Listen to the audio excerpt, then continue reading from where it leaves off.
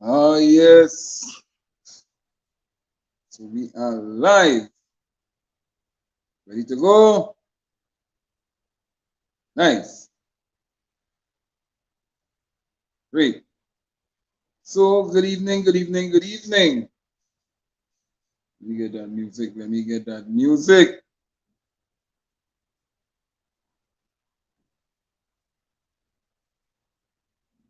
Hmm. All right. Let me come in. Share. Just let me know.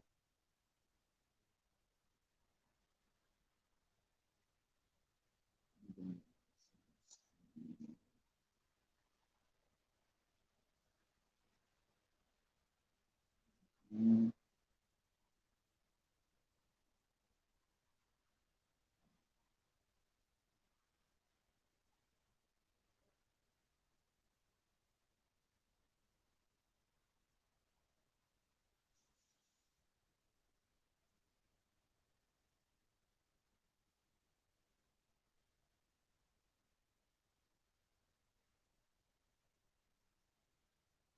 All right. So let me.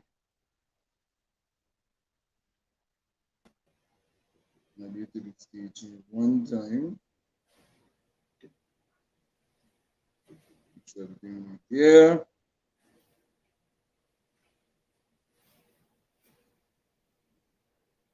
Hmm. Right. So, good evening, good evening, good evening. Yeah, good evening, everyone. Good day to So, the warrior. right. So we are sounding good and we are all well and ready to go. Let me just do something quick here and wipe it out. Okay. Mhm.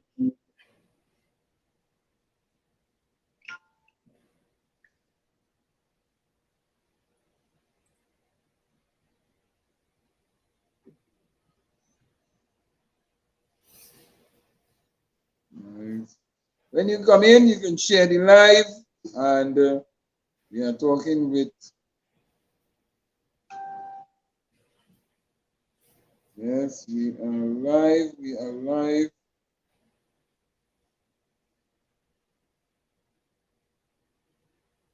So share the live. Share some links with me now. Oh, just Yeah, a some of moment. them to watch your program. So All right, let me send you a copy of the link so you can well one of the links in fact.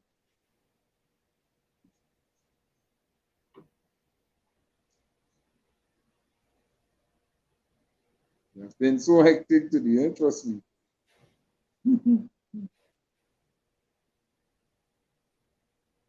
Right, so let me view the link.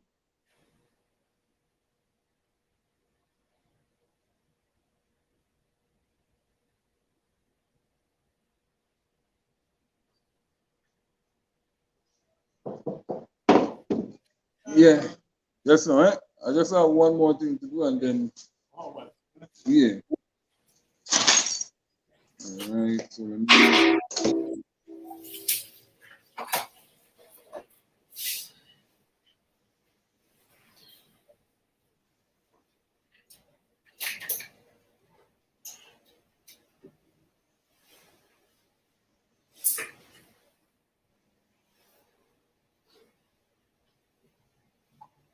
right, I'll send you there.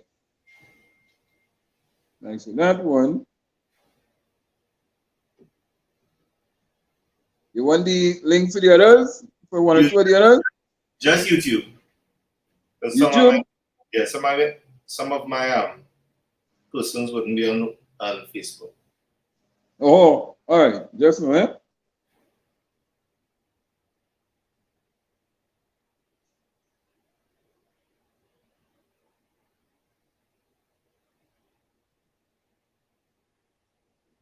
Let's get this thing going.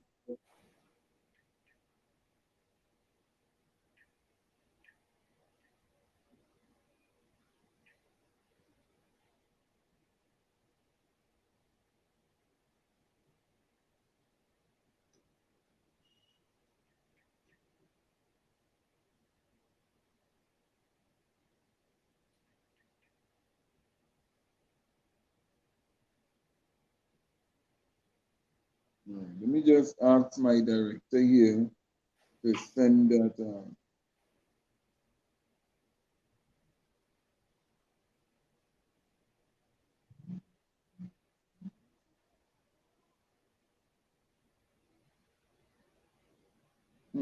Somebody like they're ready to die on the road.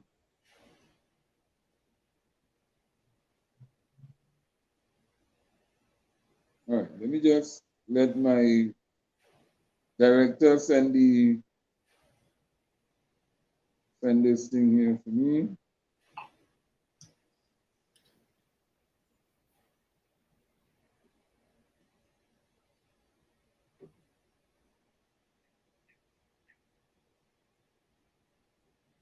And then we start.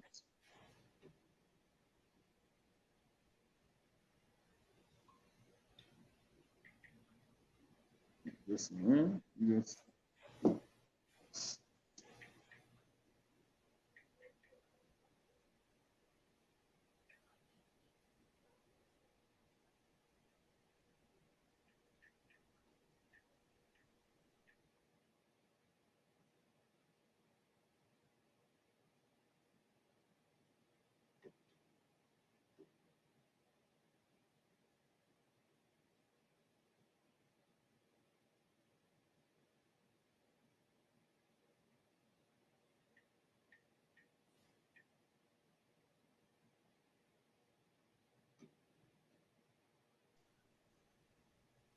all right.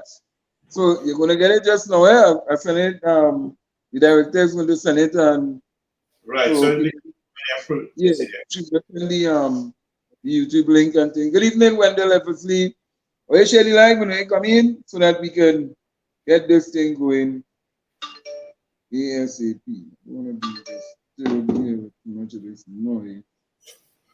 Right. So yeah. You know, I still understand them. You know. Come on the program. Don't watch it on the channels. Come on the program.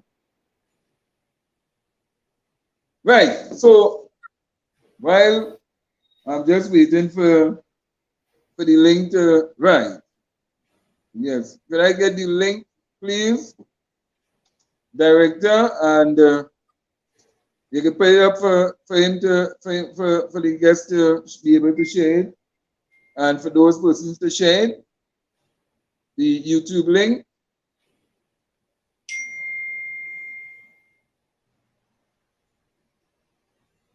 All right. Continue. Yes. Waiting, director. Mm-hmm.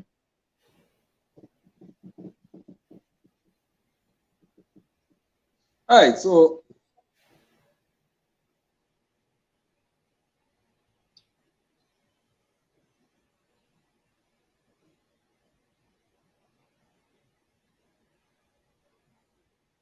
right, so you got it already?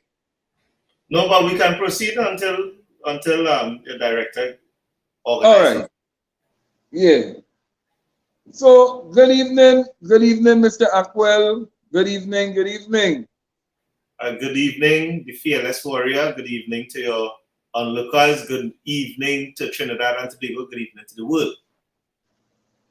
All right, so Mr. Aquil, tell us about yourself. Tell us a little bit about yourself and who is Mr. Aquil I'm trying to pronounce the last name there. Yes, Arrindell. yeah, Aquil Arrindell. So Mm-hmm. I am firstly a Pannist. In local terms, they say the pan man, right? I'm a music educator. I'm currently supervisor in the Ministry of Education. What we would know as the Pan in the Classroom program, right? It is now called the Primary School Music Program Unit, right? Outside of my job, I am an author. I have my first book actually publishing by a publisher. It was self-published before.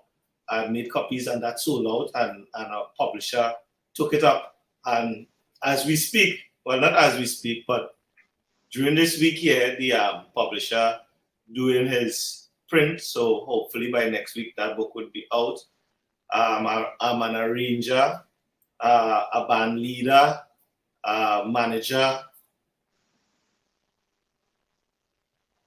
somewhat of a tuner. I tune pan as well, right? Mm-hmm.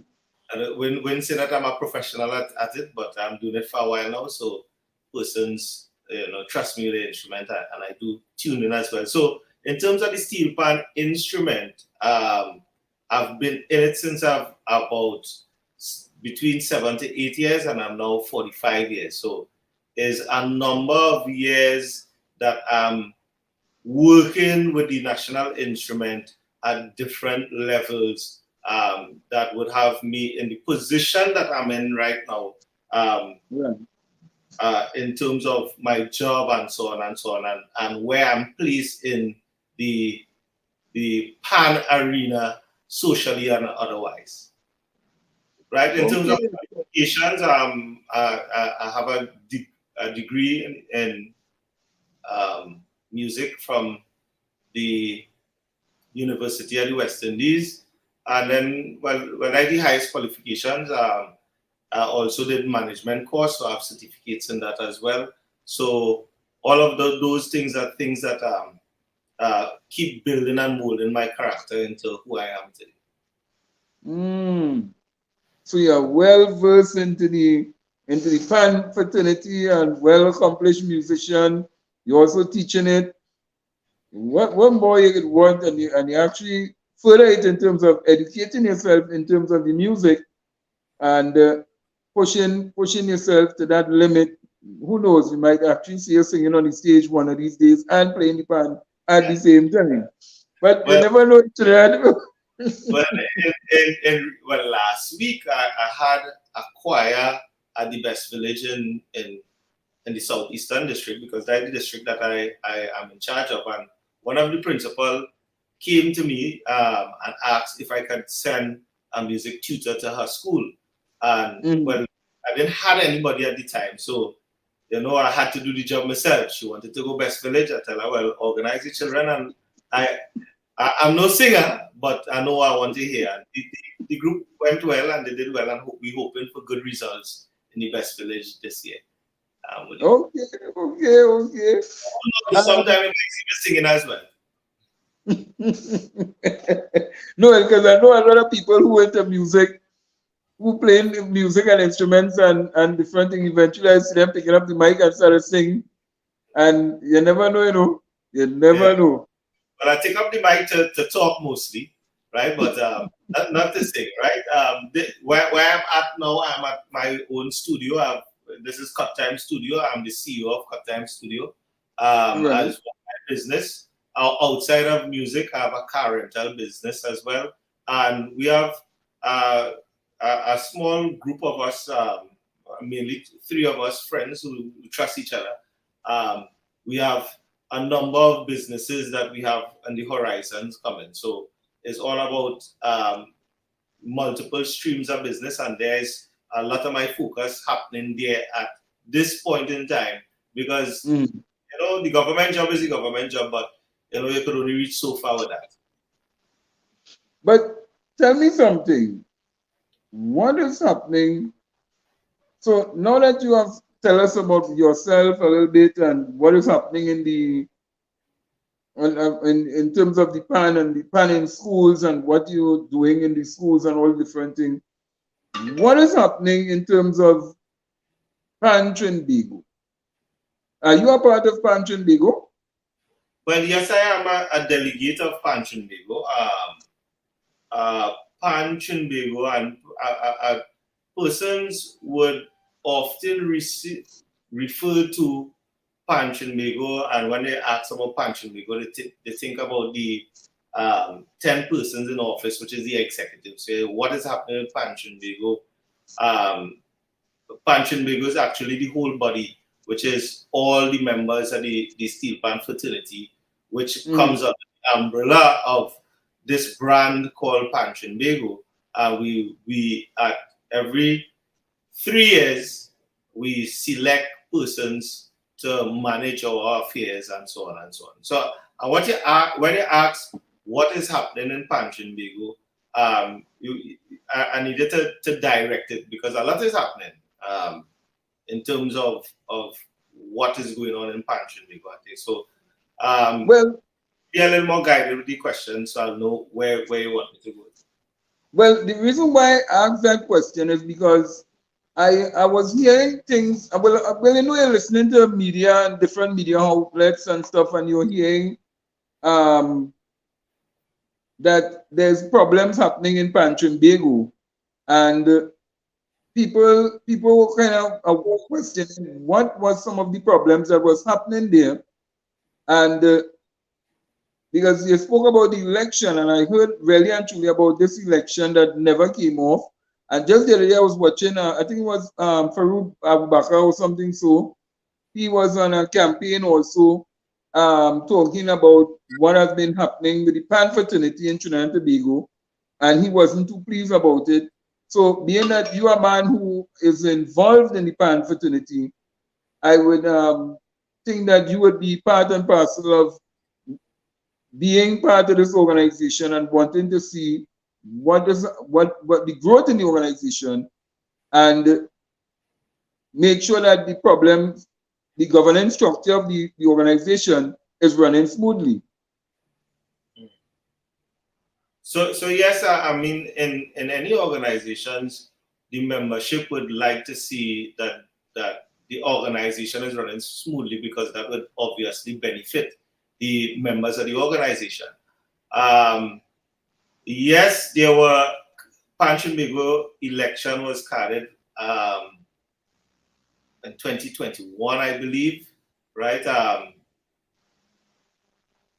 Miss Beverly Ramsmore, who is the person who heading the organization at this point in time, went to different media houses and promised an election. And then at some meeting, which we deem as illegal, not we, the Constitution would deem it as not a proper forum to have anything to deal with suspending the Constitution or varying the Constitution in any way. Arbitrarily, one of the guys that work in under her, the office manager for her, moved a motion to have her extend for next 3 years. There were a lot of things that happened in that meeting that was not right. It was not the right forum. Outside of that, it would have had Panchinbigo have a process in terms of when people enter in the meetings, there would be onlookers as well. And the persons who are eligible to vote would have a wristband. On that particular day, they didn't have any wristbands given out. And not only that, since then there's no wristband, so we can't identify who are onlookers and who are delegates that can vote. And on that motion, there was a small debate and people asked the hands to go up in the air, and hands went up in the air for the Constitution. I would say for the Constitution dictates to be suspended. And I'm still saying that is not the forum for that. The only way that the Constitution could be suspended at any point in time is within 2 particular meetings, which is a special convention, which is the convention. One of the reasons used by the current executive why it happened or it could happen is that they were saying that that precedent had been set under the Diaz executive. And I can remember very well that under the Diaz executive, when that according to them precedent was set, Ms. Beverly Ramsmore herself was the loudest among all of us saying that they're wrong for doing what they're doing. On their defense, they said that I wasn't at that meeting, I wasn't involved in Panchinbigo heavily at that point in time. They said that based on their report, which is Mr. Diaz and which was past president, and the rest, they were saying that that happened in a convention, which was according to the Constitution, when they get that extra 3 years for themselves, that actually happened in a convention. And because it happened in a convention, it would have then made it legal to do so. So there is some varying in opinions. You know, every organization have some sort of bush lawyer to try and understand the constitution, how they want to understand for their benefit. But Panchinbago problem is not a Panchinbago problem, and a Panchinbago problem is a leadership problem that happening not only in the country but happening worldwide. But in particular in Trinidad and Tobago, we see persons keep trying to suspend elections for whatever reason. The same mechanism they use to get into office is the same mechanisms they're trying to prevent others from using to challenge their office. So we see that right now, I believe, in the UNC. We had to go to court to get the PNM to hold the local government election. And we're seeing over and over in these different organizations that the constitution don't matter in terms of when it's time to hold election. I mean, so I am saying that Panchinbago problem is not a Panchinbago problem, but it's a Trinidad problem, according to what is happening to the rest of our citizens. Apparently, people don't have the integrity that when they get into office to do exactly what they were sworn into office to do. But if it is that the election is supposed to be held, well, it's 3 years you're holding the office for, basically. So it's actually after every 3 years, you will have an election, right? Yes. So if it is that the election was supposed to be called, all right, you call a convention because of COVID, because I know COVID would have transpired and all the different things. So they would have called a convention. But why call a convention and not an election? Because you could do virtual meetings. Right, and a number of organizations had virtual meetings going on during COVID. And I know a number of credit unions did it. Banking sector, everybody was doing it. So what was so different with Panchinbago that they had to call a special convention but not have the election? Well, two things. The time period in which the convention was to be called, we didn't have any issues in terms of lockdown or anything for COVID. So all of that had passed already. So there was no reason why it couldn't happen in a physical space. The next thing is that before the threat of the lockdown, when we all made reference to listen, look, there is other models to use for us to have an election, like credit unions and so on and so on. Beverly Ramsey would have made the statement that PAN leaders are old people and they don't know about computer. Something to that effect, I'm paraphrasing. So it means that she can't hold an election because we're too backward. We can't get into a space, a virtual space, and have a convention. But the last time I checked, credit unions, a lot of credit unions and so on is persons who are elderly and so on and so on. And if even said there's an issue, you must have somebody in your house who would be tech savvy enough to at least click a link for you to come through and so on. So we know that it was just excuses. We know that it was the whole thing, even the meeting when they had in the other matters, somebody come up and said that let's give Beverly Ramsey more an next 3 years because she didn't get a fair chance in COVID. We know all of those things was orchestrated, but it is what it is, and God is the boss. Now, one thing I disagree with you with is that most of the members in credit union are old people, eh? But because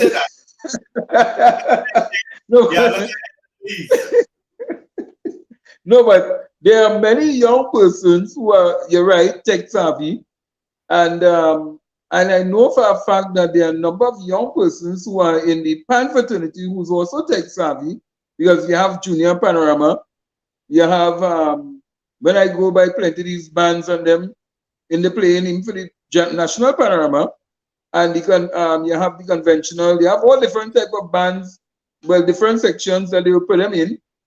And you have a number of young persons who are playing in most of these bands, basically, in the Panorama. So to say that they're not too tech savvy in the Pan fraternity, that is like carrying the Pan fraternity 200 years backwards.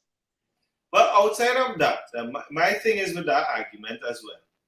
During the COVID, we would have 10 persons sit on the executive, doing nothing but collecting a salary. I am saying that if you have 2 years of lockdown, well then get on the social media or get on the web space as often as possible and get to your members and do training for 2 years. If you recognize that there is a deficiency of your members, you are there to help your members come out of that deficiency. Don't wait till the 3rd year, which, by the way, didn't even have a lockdown at the point in time. The excuse was that she didn't get a fair chance. So COVID took away 2 years of her being in office. She didn't get a fair chance. And my thing is that if that is your reason and that is your excuse, you're supposed to call an election and go to the bands and plead with the bands and listen, I didn't get a fair chance. That 2 years was under COVID. I would like an opportunity through an election, so I'll be a legal president, because as far as we concerned, she's sitting in office illegally at this point in time. So I'll be a legal president for the next 3 years. She didn't do that. She take the cheap way out and she set up the thing, so she would be in office for the additional 3 years, which is up this October. Now, Mr. Aquil, I now listen to way now city, and sometimes I just had to laugh sometimes when I hear certain statement being made. She didn't get a fair chance. What is a fair chance in governance? Because you see, I don't think people understand what governance structure is in this society it's looking like. Because for you to say that some of the members said, or the executive saying that she didn't get a fair chance, this is not a lotto. When I play lotto and pick two and all these different things, that you didn't get a fair chance to run in and play at that time because the machine lock off and all them things, This is an organization where probably, I don't know the finances, but I know that there's a lot of money that is going through the organization, and it must be managed properly, because we're talking about people coming for Panorama, not just Panorama, but Pan in the 21st century. You're having organ events that you have to organize and structure properly. You must have educational programs to develop your youth, to make them financially sound also, because you just want people coming to play Pan and they're not financially, they don't have no money in the pocket, they're like paupers and beggars on the street. Come on, what is this that really happening that she need a fair chance? Where's that? So no election, but she didn't get a chance? Well, I mean, as far as my members go, because I'm here representing Pan Moving Forward, which is a group of band leaders who move around the country, helping bands as much as possible. As far as we are concerned, that the whole thing was orchestrated. However, we still have to take some responsibilities, and I say we, because I am part of the membership at Pan Trinbago. And when we hearing leaders coming forward and persons coming forward, setting up floors to have you shaking your head and bouncing your head and putting up your hand for things like, for reasons and excuses like we didn't get a fair chance, it says a lot to our membership, of our membership, that listen, we need to stand up. We need to say no. If there is a case, then call the election and let us make that your campaign slogan. We didn't get a fair chance. But I have seen the elections in the United States of America. I didn't hear nobody say that they didn't get a fair chance. I've seen a national election. I've seen Tobago had their elections. We have seen elections in credit union. And yes, you did have a fair chance. You had a chance to show your leadership skills through a crisis, which was COVID. Sat and done nothing. Then to me, it speaks volume. So you did have a fair chance to show the PAN community what you are made of. And as far as I'm concerned, you showed nothing. But then again, I'm going back to the same thing. As much as the floor being orchestrated, even now the floor is being orchestrated, the same characters coming up to the mic and saying, hey, this is good and this executive doing a good job, and we're going to have her there. The same people say the same thing over and over and over. Now, after 3 years, the membership catching on to them. The membership seeing the characters, realizing that, hey, these people benefiting, these people eating our food, so they're singing for their supper, right? And persons now kind of seeing through the games that are playing, and so on and so on and so on. I mean, I think it's a little too late because of the present situation that's happening now. But it is what it is, and they have a saying, you get the leadership you deserve. So if she wanted a fair chance, and you guys, this is what a fair chance look like, well, people, there's nobody to blame but ourselves. So what you're telling me is that we've seen another PSA basically playing out in the face then? Well, PSA under who? Well, it was under Duke, and then it went under Newman, but it didn't have a proper election. They had the same kind of convention, and a person was placed in the position to continue as president. So is it that we've seen another PSA in the making within Pan Trinbago? Well, I said to you a while ago that this is not a Pan Trinbago problem. This is a Trinidad problem. And people not recognizing and upholding the Constitution that they are sworn to when they enter in office. So we see a number of organizations with leaders who are more concerned of staying in office than the welfare of their members. And it can't be that you care about your members if you're not allowing the democratic process to happen.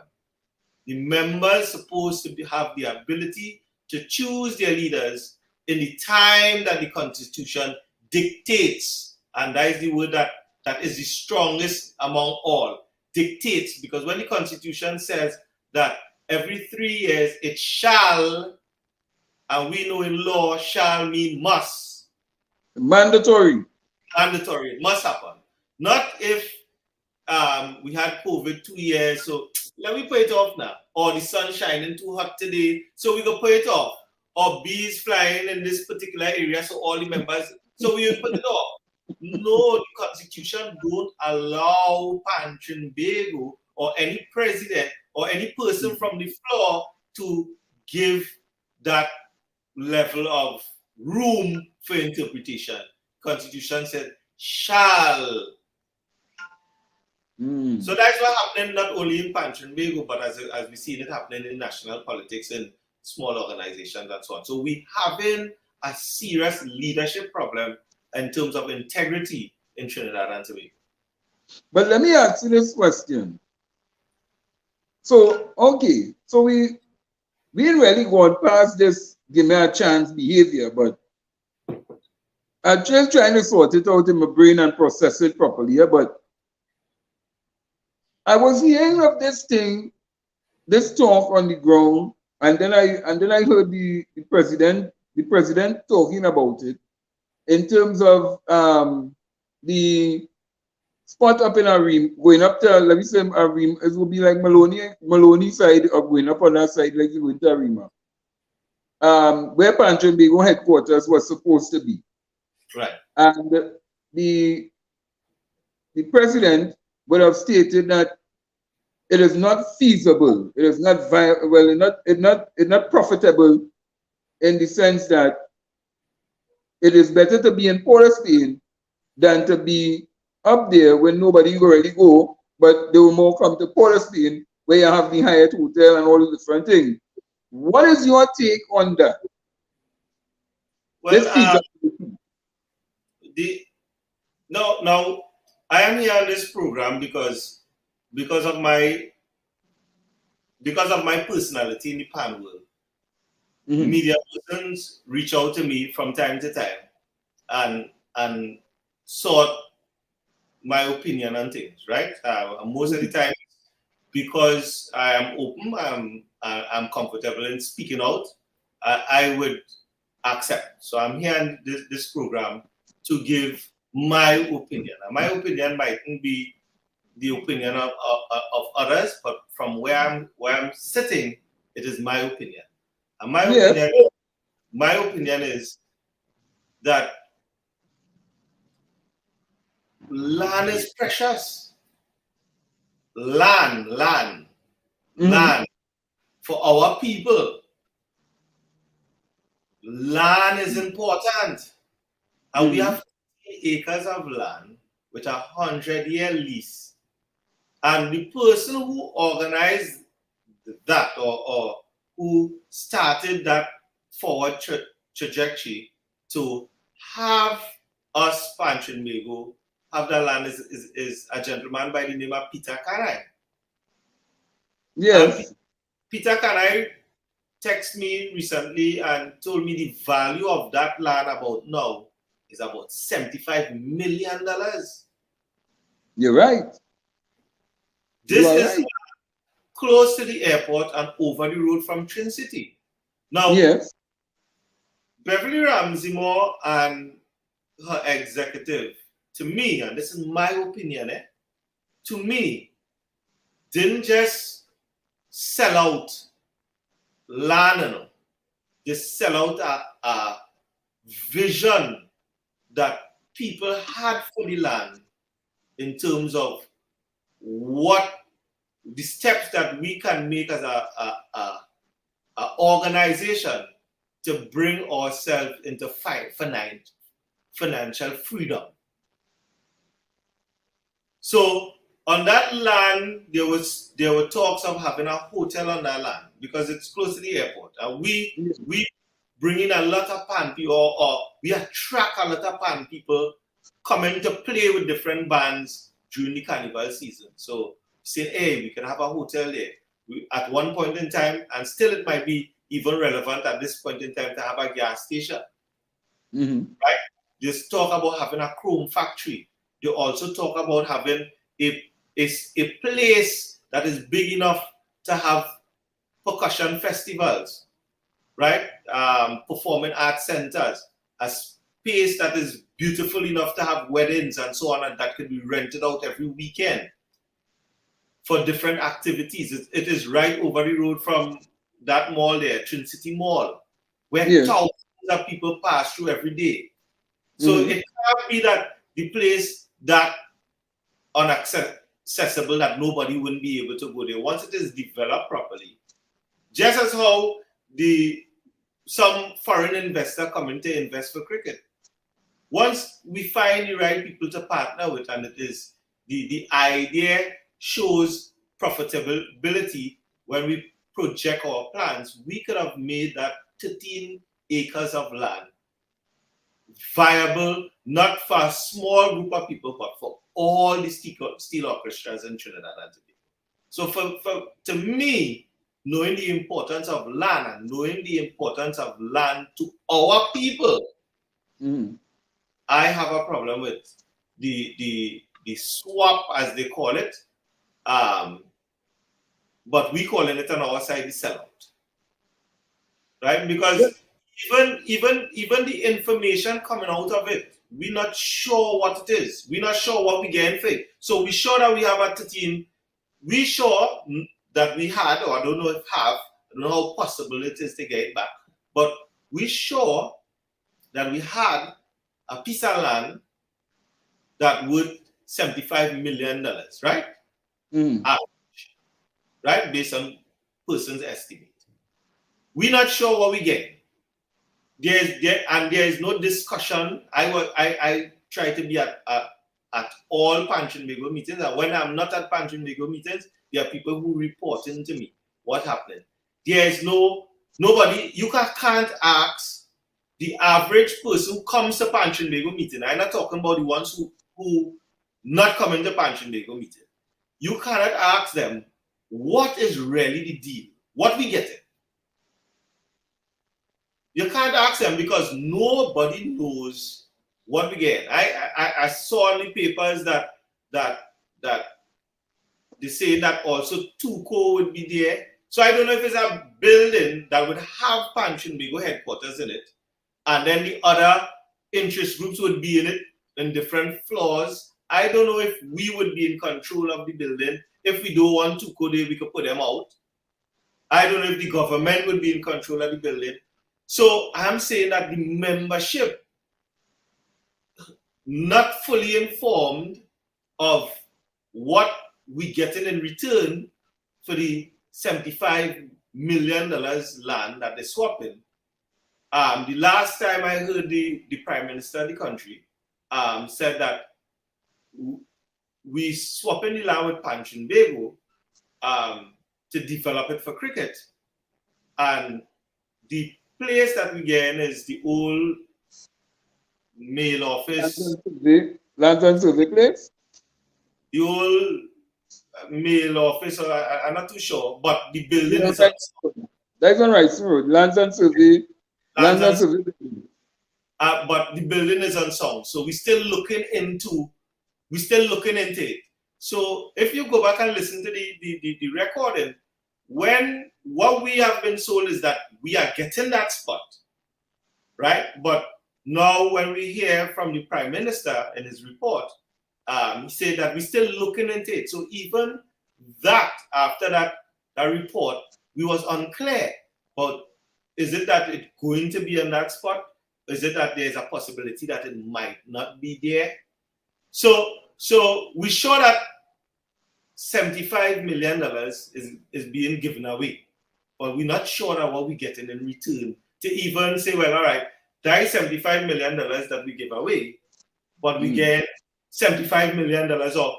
And if I negotiate and I don't want the same thing, I want a property that is worth $200,000 for my $75 million because I negotiated. I want more for my membership. But then how our membership could really benefit from a building? We talk about a gift shop and a museum. Okay. How that is beneficial? Would that bring in the same sort of income if we had a hotel, a chrome factory, a pan factory, a space that is big enough to hold weddings, concert, pan shows, so on and so on? Is that a fair trade? Could we really develop ourselves as a pan community? And I'm talking about a pan community stretching as far as Point 14, as far as Mayaro, as far as North Coast. Could we really develop in the heart of the town where in this modern time, for years I've been hearing about decentralization. So why I must every morning get up to hit the traffic to go in a Panchinbego office, and then when I done work, hit the traffic to come back down the road. All of these things is things that made Trin City, to me, the more ideal place. And that's just my thoughts and my vision, and not even my vision. There was a vision that I came into the organization, and I share that vision with them, with the elders still.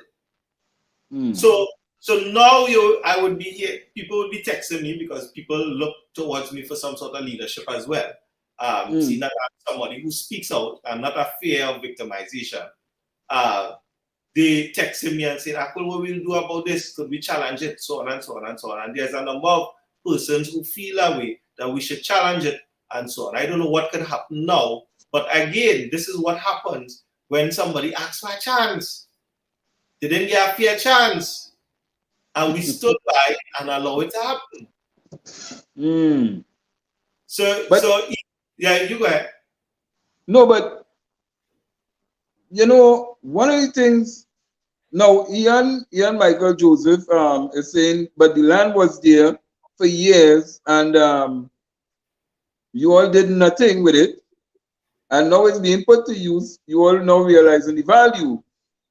My thing is, at one point in time, I could recall that a former minister of culture would have injected and cleaned the land, basically, put down the road and infrastructure, and even give money to Panchimbago, as I would have thought, to do something with the building, to continue the building, and to continue developing the structure.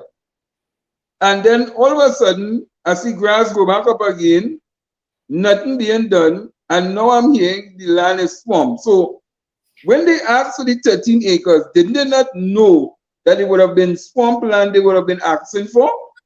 Or are they not watching the model of what is happening in the bamboo? Because you see the bamboo was swamp, and now the bamboo is now developing and striving big business. We have all the Grand Bazaar, the mall. You have car parks now turning from car parks to now food place you can go and sit down and eat and dine and all kind of thing. Isn't there the vision of the so-called heads? It's like, how to put it? They're selling out the patrimony. Well, one of the things that Miss Beverly Ramsey Moore came into office with is with a promise to develop the land, you know.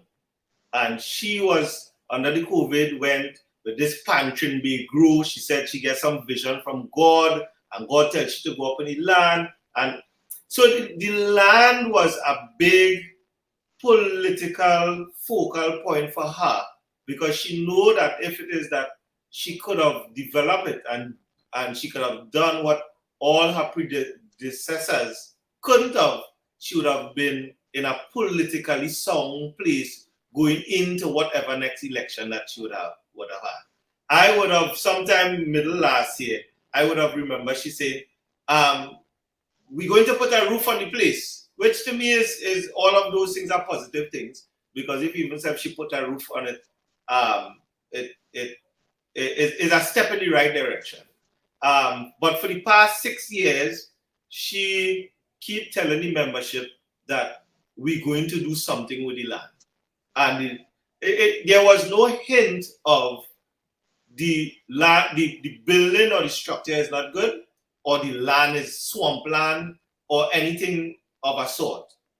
We always knew one of the big issues that the land had was getting access to the land, because anything coming off of a highway, you have to have something called a levy, right? So having a levy is the government would have to do that, and because there's a big ditch, and if you watch around the structure, there's a kind of ravine around the structure. So even having the levy, you have to build some sort of a little bridge and that kind of thing. So it would have been a hefty project for anybody to accomplish, but it would not have been impossible for it to happen, right? Because now all the things that they're saying wrong with the land and why it couldn't be developed for Pan, now we're seeing it going to be developed for cricket. So the same access issues that we would have had is the same access issues that they were going to have, and somebody now willing to make the problem not a problem anymore, find a solution to the problem. And yes, to the caller, the texter there, that yes, we had predecessors before who had an opportunity to develop the space, but there were a lot of technical things that happens that had them in restraint as well. And Miss Beverly Ramsey Moore may have had the same restraint going forward. But it is not all the administrations that pass the blame, because this situation is a situation that is repeating itself. We had land, or we was promised land, no, we had land in the Shagaramas area, right? Under the Pandey administration, they took that land away from us. Somebody thought that it would have been more valuable if it is that they own it. They made some sort of approach to the government to take it away, give us the Twin City land. Same as what's going on now. Somebody think that is more valuable to them, they take it away. And so this is something that happening. Now when they took away the Twin City land, when they gave the Twin City land to Pan Trinbago, they also put it under UDCOT. So UDCOT is the people who had the mandate to build the building, the Pan Trinbago headquarters, provide that access and so on and so on and so on and so on. Pan Trinbago was not, as far as I understand, because I wasn't there, was not given the money to develop this place. The money went under UDCOT, and it was UDCOT responsibility to develop it. It had Chinese there at one point in time, who was kind of living there and then they moved the Chinese from there to when they started building the church under Mr. Manning, and so on and so on. So all of these issues that happened, that several administrations faced and couldn't get the building to completion as it go along. So Pan Trinbago, different administrations faced challenges. However, it was still a 99-year lease to Pan people. And Pan people are the beneficiaries of that. So if it takes us 99 years, as far as I'm concerned, if it takes us 99 years to develop it, that's our business. That's for we to do it. Fearless, tell me. Yeah, let me tell you, honestly, Mr. Aquil, you ever confuse more than you ever start off. And no, let me tell you why I am seeing some similarities with Pan Trinbago, with PSA, because I covered the PSA, the whole structure of PSA and the election process and all different things. And it's like you're seeing a whole, like this whole nightmare coming back to haunt you. And you just want to know, well, okay, but you wouldn't sell out your patron. Because let me be realistic, and I'll be frank with you. For years, Pan on a whole have been deemed some kind of what we call, how to put it, not for low class people, for nobodies. You understand? And forefathers and people who came out from the plantation and who, because I am sure a number of people who grew up in this planting who couldn't even read music at one point in time, and they play beautiful music at Panorama, because Panorama is the only time I was actually hear people showing the real expression in terms of, Rama Jane on that stage in a competition. But outside, I'm not talking about just Pan in 21st century and the others, but at that point in time, you never used to hear people playing Pan in schools and all different things. And now you have an opportunity where people, and I'll be frank with people, because let me not bury head in the sand.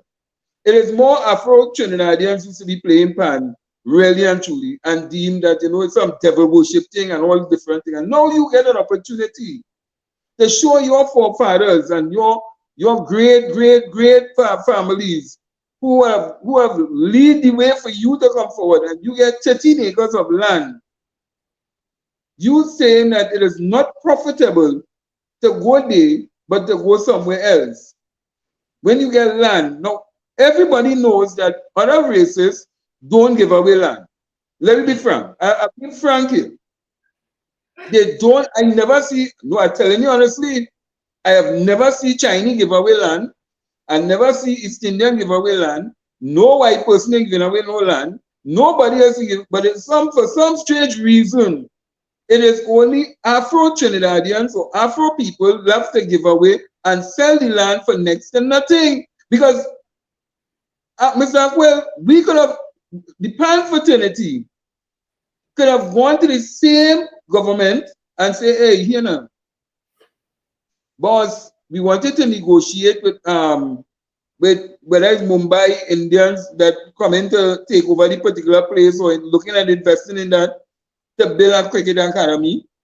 And they could have put some, and they could have put the pan, still yet the pan could have marinated with the same cricket.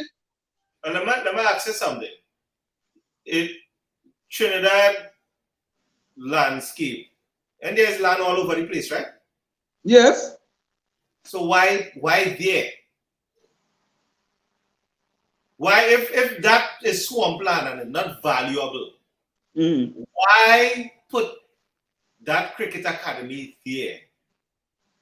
And that's my point. Now, I have a problem now with the whole approach of Pan Trimbago and going to the government and being dependent on politicians all the time to push your agendas and your visions through it. And I think that at this point in time, we swamped into politics so bad that we can't say no. We can't resist whatever the dictates of the government of the day is. So if the government say move, you have to move. If the government say jump, you have to jump. So on and so on. Because we are dependent on the government to do everything. So because we want the government build it, we wait until 20 years after, nothing there, we waited on the government to build it. Now, I am saying that approach, even now at present, is an approach that we didn't need to take. Because let me give you a for instance, right? You and the others may know or may not know or may be aware that at present, Pan Trimbago is renting a building that belongs or partly belongs to, based on what I've read on the papers, Mr. Arrindell Mitchell, who is the culture minister. Right? Yeah. So, based on the pronouncements of the Prime Minister, he said that there seems to be no conflict of interest there.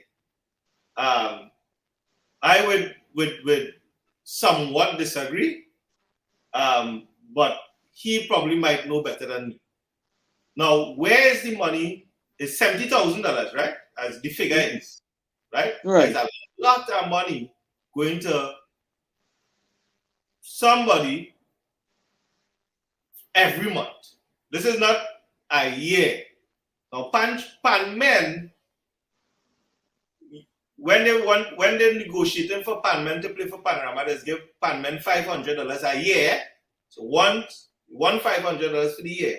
We're talking about an individual and somebody who he co-own the building with, getting $70,000 of Pan people money, which 30 out of that 70,000 is for a car park.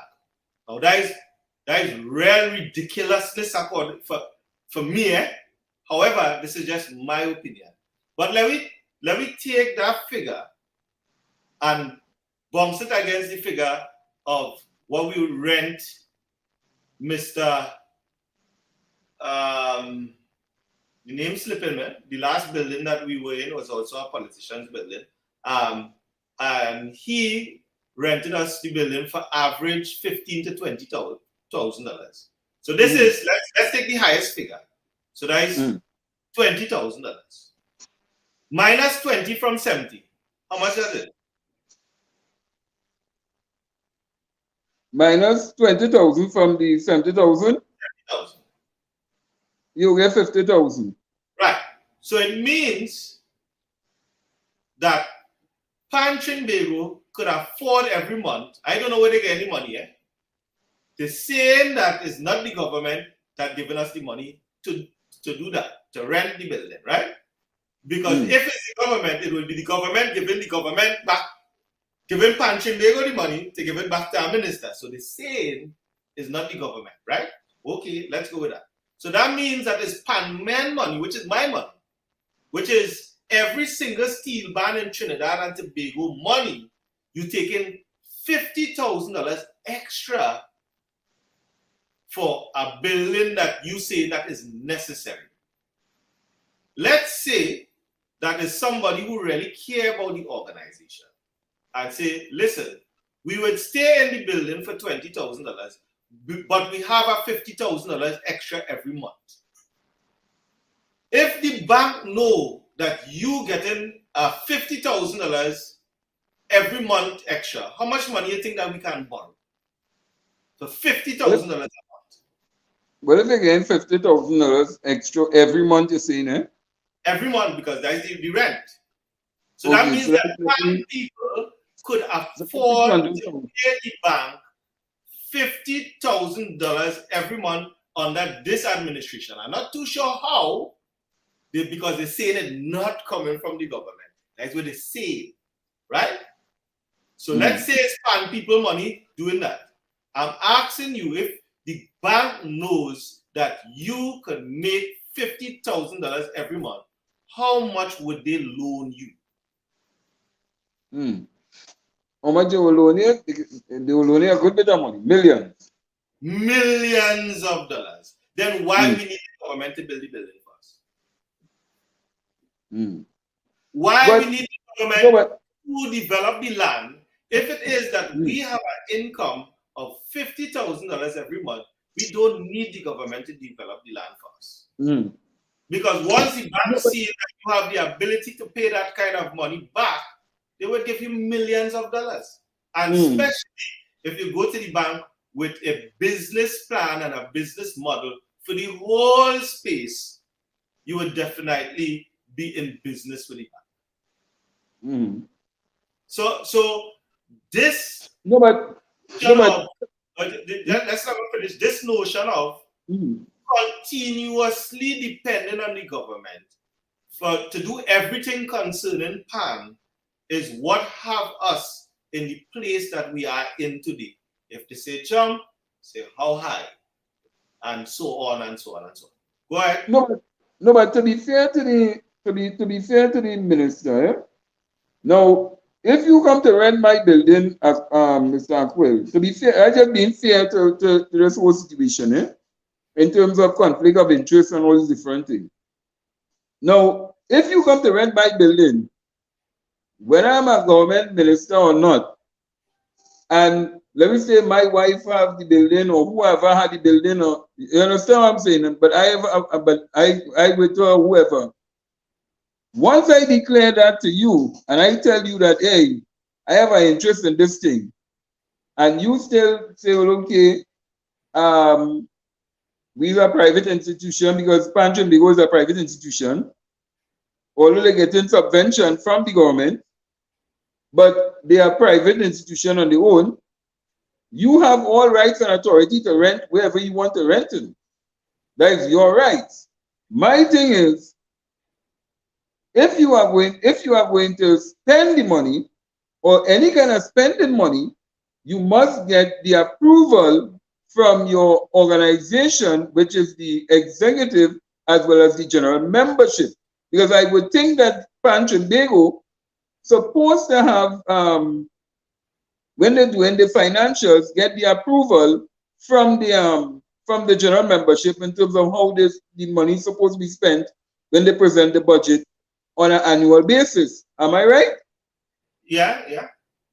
So once they present the budget and the membership give the approval for how that money is supposed to be, well, when Pan Trinbago put the budget together and they say, well, okay, this is how we want to spend the money, this is how we're going to rent, where we're going to do X, Y, and Z, and it is well documented, and they bring it before the general membership.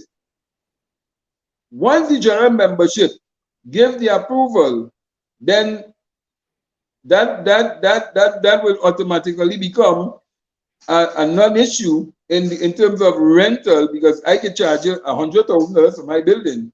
Because if it is that we were spending millions of dollars for a building, and the DPP didn't want to go in that building, then somebody had to be accountable to it, not so? Well, in terms of Panchin Bigo and the way that they report, that is not how they report. They report after the fact. So they made a decision as the executive to move into that building that is $50,000 extra. They came to the membership and told the membership, well, this is what they're doing. It wasn't, we made a decision for that, right? This is what they're doing, and this is why they're doing it, and so on and so on and so on. In terms of the conflict of interest, certain people have different levels of what they think a conflict of interest is and what is not, right? To me, if it was me, something is under my remit. For even the appearance of a conflict of interest, I would say, here, what's going on? Let me wait for the next tenant now. Move on, look for a next building. That's just me. So according to the Prime Minister, he said, good, the other persons around him and Mr. Mitchell, Ms. Beverly Ramsmore, they found that is good as well. For me, it is too close to comfort. It is persons that can have conversations in terms of what going where, who getting what, and so on, because of the closeness of the individuals, and it's under persons' remit, and persons have to answer to certain persons, and that business not supposed to be happening when certain people answering to certain people. And that's in my opinion. However, I am saying beyond the conflict of interest, and beyond trying to defend anybody, I am saying that $50,000 extra could more than develop our land resource. That's what I'm saying. So, and that should be the focal point of any discussion in terms of what's going on with the renting situation and what's going on with the development of situation like that. If we have $50,000 extra, we can get enough money to develop the 13 acres of land. So let me ask you the question, because I know a number of persons will be asking themselves, is it that men are intimidated by this woman? Well, it seems so to me. It seems so. I go to meeting. These days I go to meeting, I'm quiet. I'm deliberately doing so because within the meeting, soon as I step in the back to go and pee or do whatever it is, the men coming in the back to tell me, well, Aquil, she's not supposed to do so and so, and she's not supposed. And my response to them these days, there is a mic. We hear Aquil saying that this wrong and this wrong and this wrong and this wrong. So she needs to hear from everybody that this wrong, this wrong, this wrong, this wrong. So for whatever reason, persons have some sort of fear, and not for whatever reason, there is victimization. My band is a victim of victimization within the organization. It happens time to time, but because my objectives and my band's objectives supposed to be beyond what Panchin Bigo given, we usually goes beyond, hey, let's let them do what they're doing now. We pushing on with our agenda and what we're supposed to do, which is actually social work. That's what bands doing. That's what steel bands in the community doing. We are doing social work. When I'm not at this point in time because I stepped down for somebody else to benefit from being the captain of San City as I did, that made me the man who I am today. But prior to that, it is 25 years straight of Monday, Tuesday, Wednesday without pay, being in the panyard, giving music education free to the community. And that happening all over Trinidad. And if the focus is really making people better through music, then nobody can really victimize here. No competition. No. They pay you last, they pay you first, they pay you whatever. That is just a phase or a thing that have to happen as we move through the motion in terms of making Trinidad a better place through the power of the national instrument, through the steel band, through the space for a panya. You know, so there is a fear of victimization and so on in the steel band community, but it is what it is. I understand that a lot of these persons now are elders too, and as far as I understand, they were real fighters in the days. And the older you get, is the more reserved you get, and the more less fiery. So it's really we need younger persons with a sound head to wait now. That is stupid. Is this person talking? And a lot of people don't even know the Constitution. I can tell you when last a punch in Bago share out constitutions.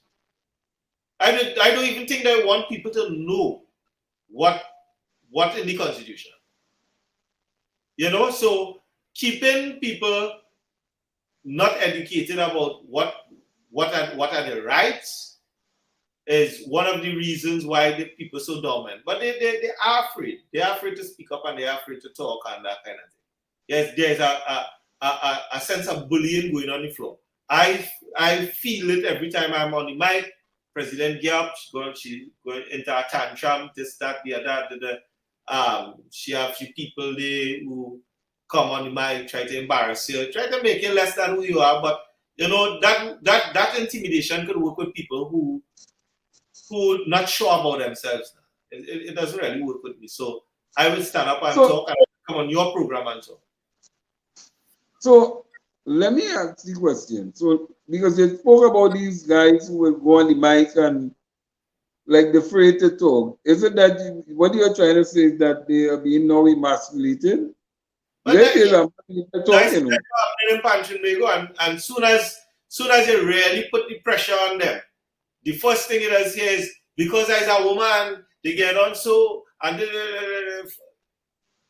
but when you come to meeting, is the biggest bully.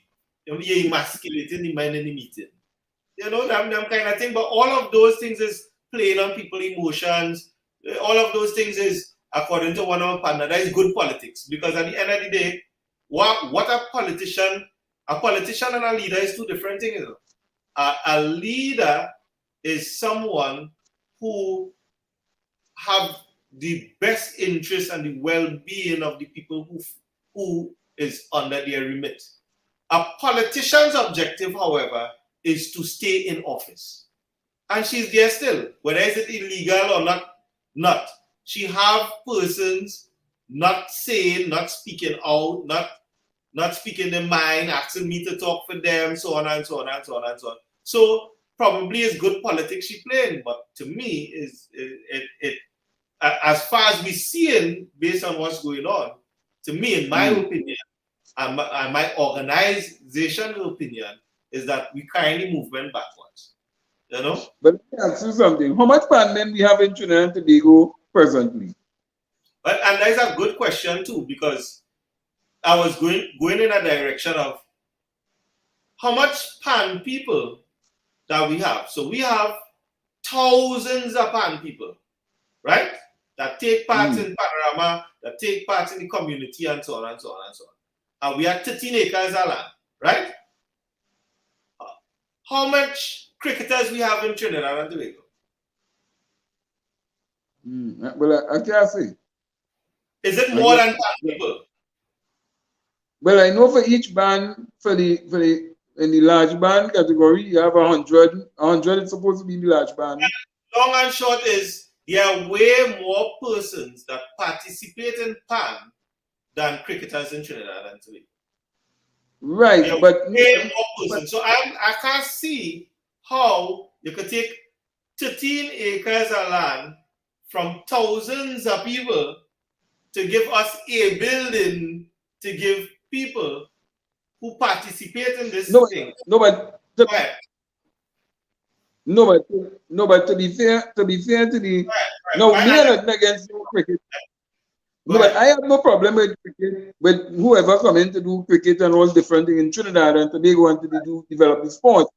Because internationally it is a revenue earner and and a lot of people make their livelihoods off of that, and it would be a boost for plenty of the young people in the community. Now, in terms of the pan, when they look at the no, but hold on. No, but hold on, hold on. No, but hold on. When you look at the pan fraternity, even though you try to develop the pan men and them, for some strange reason, you don't hear pan men making more than this $500 that they're talking about for the Panorama season. So I don't know how, because I can't put the figures to say, well, okay, a cricketer will get about, let me say, he getting a $5,000 so everyone he might make. But let me say for a pan man now, he might make not even 1,000 to 2,000. But if he get $500 in a large band just to go and play pan, because they're saying because of the love of it, but not the business aspect of it, that he should be paid probably a salary or probably a proper wage, then something is definitely wrong in terms of the structure and the governance structure in terms of how they manage the finances of Pan Trinbago as compared to cricket, because cricket run at a different level. Yeah, when that, you see, the thing is not something is wrong. Something is wrong with the conversation. Not something wrong with the management. I wouldn't blame that on management, because the way that pan sides are operating, we are not operating as a for-profit organization. We are operating as a social force within the community, right? So when I go to work, I come home from work, I am not leaving my house to go to make money. I'm leaving my house to educate or provide a social space where children in my community could come in a positive environment. And there's an intrinsic value to that is beyond a financial value. You understand? So this is what and again, that is why the conversation is happening wrong for Pan all the time. Because the real worth of Pan is what these band leaders have been doing for these youths starting from the age of 6, coming straight up to 21, 22, 23, 24, 25. We are making model citizens for Trinidad and Tobago. More than likely, those gentlemen that picking up gun and robbing people didn't come out of a panyard. Because the kind of discipline that happens in a panyard don't tolerate that type of behavior. You understand? So how can you put a monetary value to that? We can't put a monetary value to that. Let's put a monetary value to that. Anytime somebody take out a gun and shoot somebody and we hold them, how long we just have to house them and feed them for? How much up and down they have to go in that amalgamated that we pay millions of dollars every year for them to ride up and down this bus and this security. So one person in jail might cost the country about $5-6 million. So Pan stopping the country from spending that. So we can't put a value to it in terms of what we save in the country. So but let me ask you. Now to go on the next side, there are a lot of persons who making money from Pan. Is the persons who participate in Panorama are not professional Pannists, You understand what I'm saying? They're not playing Pan for a living. There are persons who play in Pan for a living, or who's tuning Pan for a living. They does nothing else but tune, or they does nothing else but play. You understand? So there's a whole industry that happens. There's persons who in the chrome factory, that in that pan industry, there's persons who making sticks. There's persons who making cases that bringing in not only circulating wealth in Trinidad, but also bringing in foreign exchange to the country as well. The problem in terms of management is that we don't have, most of these things are happening organically and not with a structure. So when we speak into the government or when we speak into people, we're not having the right conversations. That is why it always seems like this thing backyard, but it is a highly developed thing. But unfortunately, it is developed organically and not with structure. As soon as we get people in place in the governance of Pan Trinbago who can put structure to what is already laid and put vision and put timelines to meet those visions, is then we can really benefit or we can speak profitability about Pan. So speaking profitable about Pan, let me tell you, I would really like to get more information, because really actually I will try to get in contact with the other party, which is the president, to get her views and other views from other PAN members in the fraternity on this whole problem and moving forward of PAN in Trinidad and Tobago. But before we wrap up this interview, because I would like to bring it back eventually for a part 2 in it, because there are some more things that I want to dive in terms of the governance structure into this whole Pan Trinbago, and that's why I want to deal with the governance structure in terms of the procedures and all different things for people to get a better and clearer understanding. Let me ask you this question, Mr. Aquil. In terms of PAN, so okay, let me paint this scenario for you one time. So I'm a young person and I decide, well, okay, I'm not going to pick up the gun. I'm not going to go into no violence. I don't want no part of them things. I decide to come into the PAN here and play music.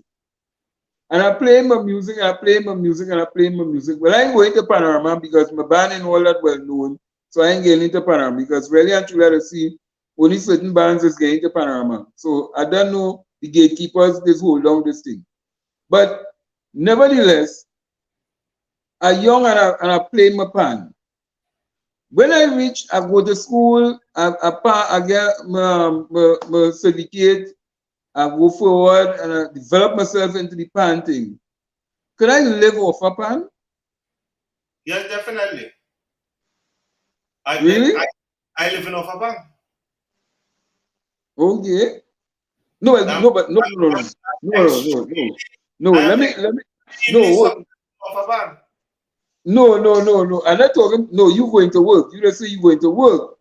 I am talking about you eating, you're sleeping, you're breathing the PAN. Right. But that, I mean, for you to be extremely successful at whatever, that is what you have to do, especially anything in the arts. If you want to be a painter, if you want to be a dancer, you have to eat, sleep, and breathe it. People will recognize you. I am who I am today because I am in it long time. So people call me when there is an issue, when there's something, when they think that something needs to be solved. Listen, the man to call is Aquil.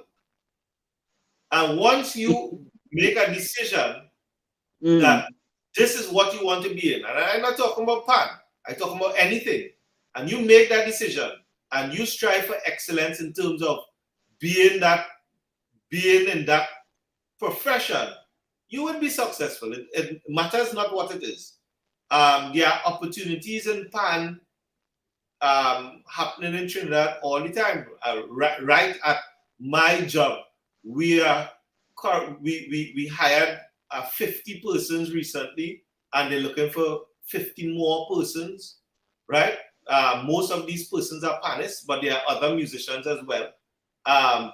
The National Steel Orchestra, they have Pannists who are paid full time.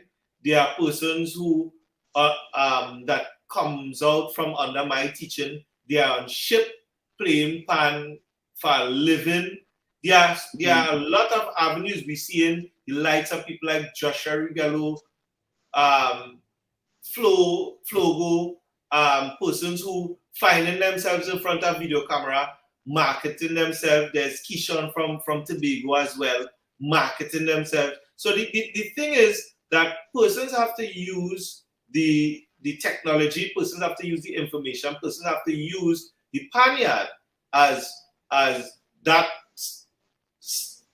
platform to rise, but they also have to be very mindful that this is a competitive market and you need to make a niche in your brand so people know that, hey, if I want this person, there's this. I have a nephew right now that I think sometime next week he in Cafe Blue up in Port of Spain every weekend he gigging for $1,000 and he didn't even leave school yet.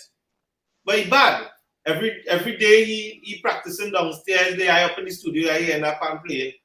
He's so good right now is that I take my personal pan and say, boy, hold that.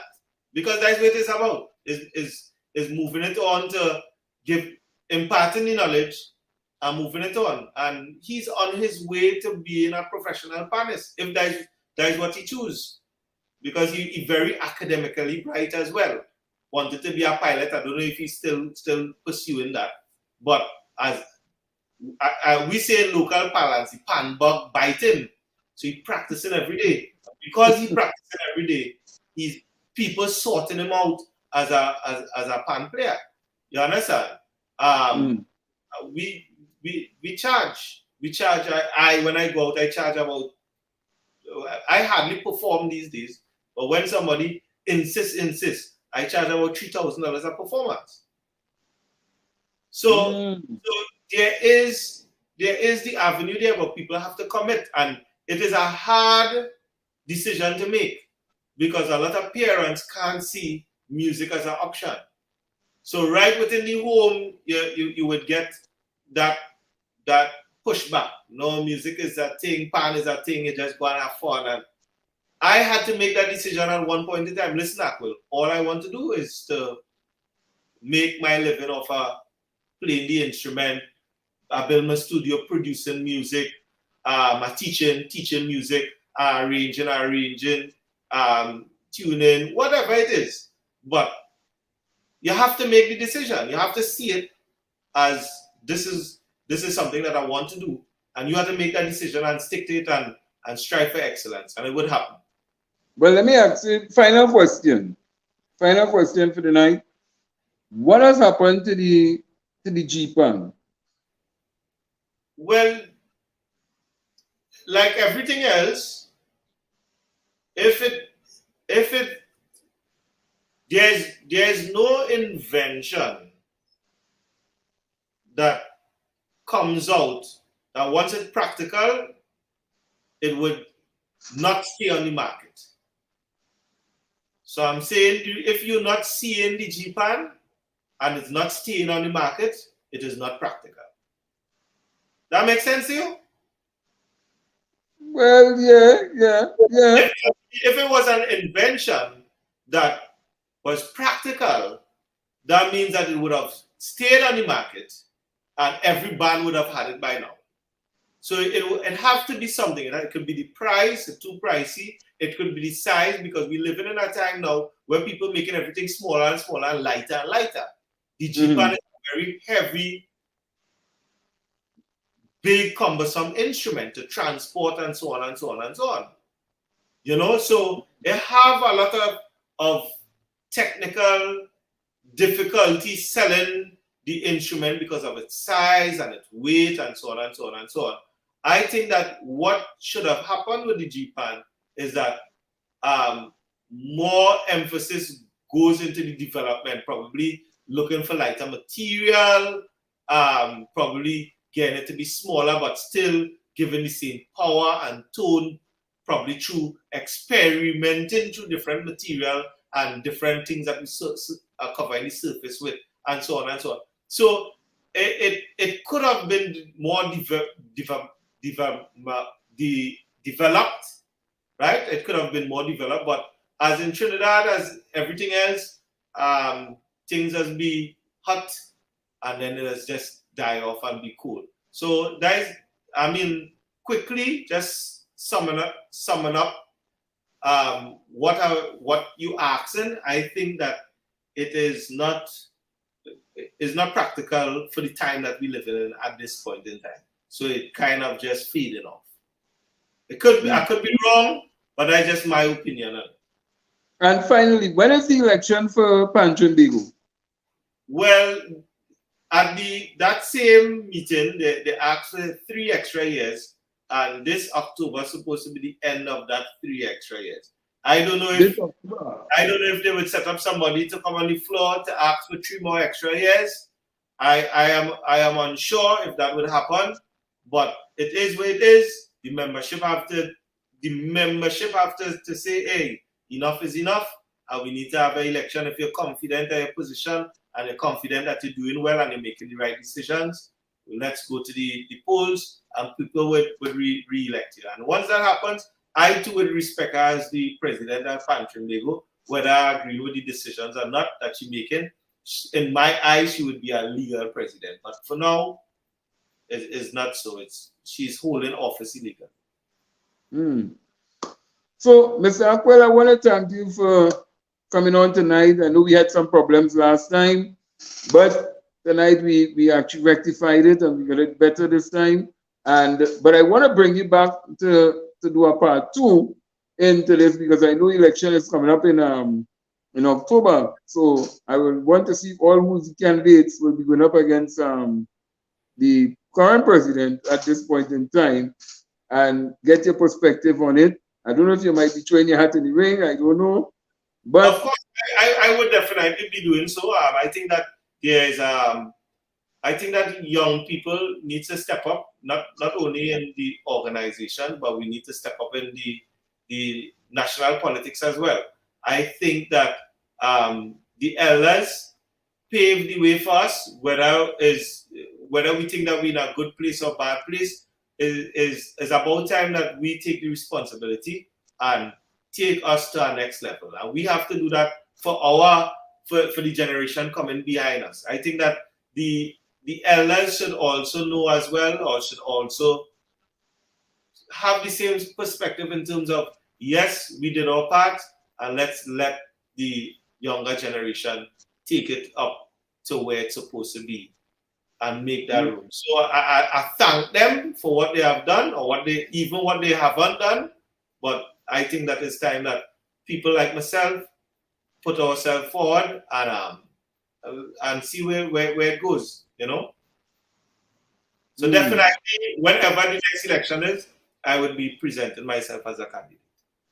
All right. Well, thanks a lot, Mr. Aquil, and for coming on the show tonight. And we do look forward to seeing you again right here on Bounce Up Central. And we will have you. We will bring try to get Miss Beverly Ramsey Moore to come on the program and also give her views in terms of her governance and her participation in terms of what is going to be happening with Trinbago in the future, and get her perspective on what is happening with the land and how it's to move forward.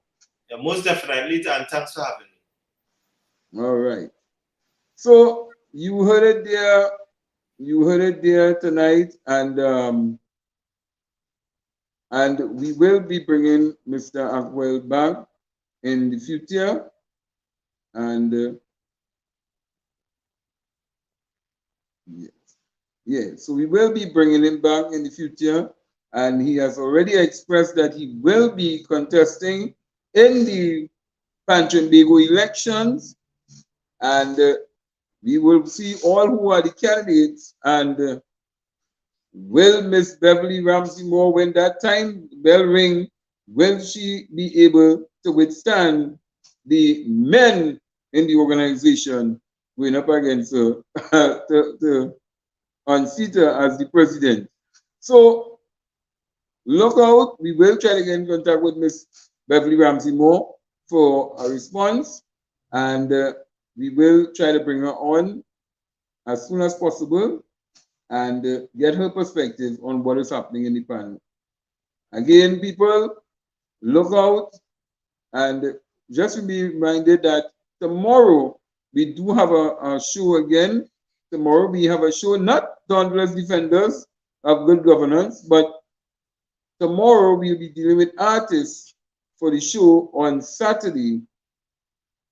Yes, called Equilibrium at Hot Shop in Tagarigua. So, and also, most likely tomorrow night, I'm supposed to be giving away some tickets to the fundraising event. Yes, I'll have some tickets, and I have tickets to sale also. So anybody wants to buy tickets to the Laventille West fundraising event, I have 5 tickets to give away tomorrow. And if you all wish to purchase any other purchase tickets, you can get in contact with me, and I will make the arrangement so that you can get your ticket as fast as possible. It's two women on one ticket at $150, and it's $100 an individual. So I have 5 tickets to give away tomorrow, and so you can look out for that for the fundraising event, and you can also look out for 4 artists coming on tomorrow for Culture Point tomorrow at 8 o'clock. So Culture Point is going to be there, and also don't forget Bossa Mark. Bossa Mark, yes, we have some marks that we have some the bus coming up very soon. And look out, go on the platform. Come and join me on the platform on bounceup.com, Bounce Up Central, and see, just come browse. You know, you're going through a mall and you're just watching and you're seeing, and oh, I like this, I like that, I want this, give me this, I'm buying this.